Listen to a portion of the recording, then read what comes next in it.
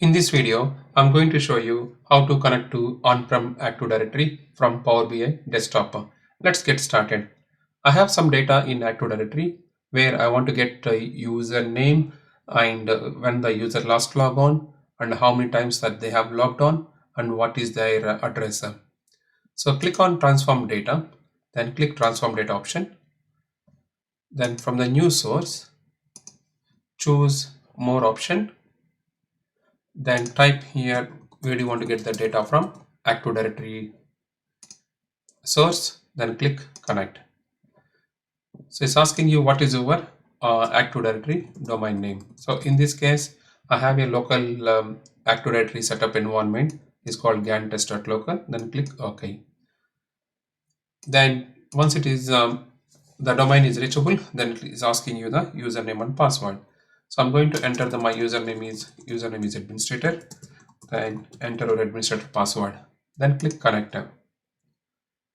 The credentials provided are invalid. Yep, choose. Enter the domain name / administrator. Click connect. So once this is connected, then it displays the available tables. So in this case, so for example, I want to connect to user table. So then choose the user. Then it gives you the some preview. Then click OK. So now you got that data into the Power BI. So from the user, it is also having the multiple records. So choose this double-sided arrow.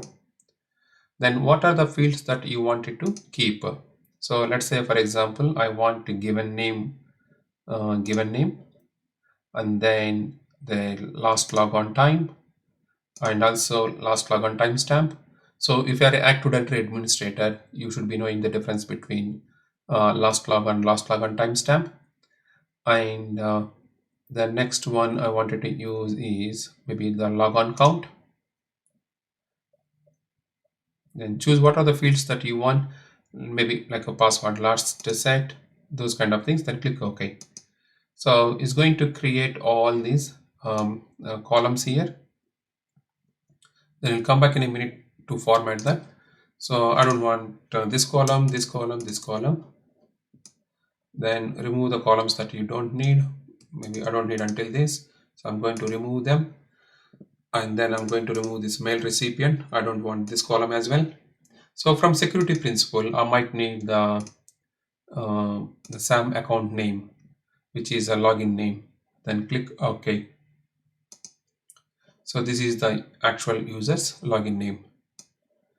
So now the data here is the ABC, that data type, which I'm happy. There's a text and given name. So let's rename them here as well. The display name you want like that. Then this is given name. Then this is the last logon. So if you're renaming it, just to rename as a best practice, rename all at once. Then last logon timestamp. Then logon count. Then password last set.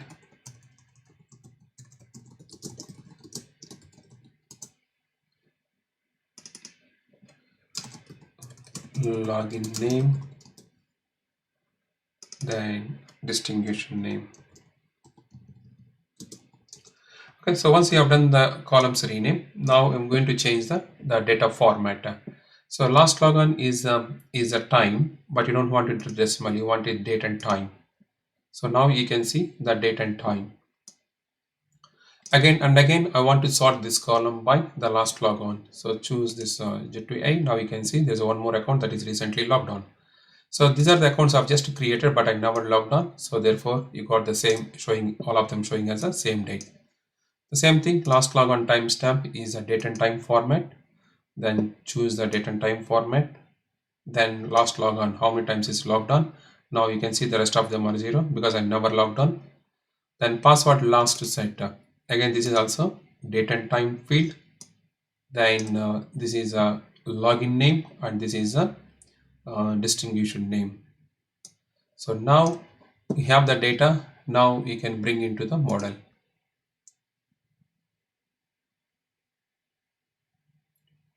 So you got the data here. Now you can we can bring the data into any visualization. So in this case, I'm just using the tabular format. So I want to have a display name as each and every row. Then I want to show the last log on time as in the values. So now you can see the display name and the last log on. You can also have a time intelligence tracker. So you can choose the time based on the year or based on the quarter, those kind of things. And and if you want to change the visualization to the graphs, then you can change it to the what are the columns that you wanted to have. So in this case, I'm using the tabular table format. Thank you for watching this video.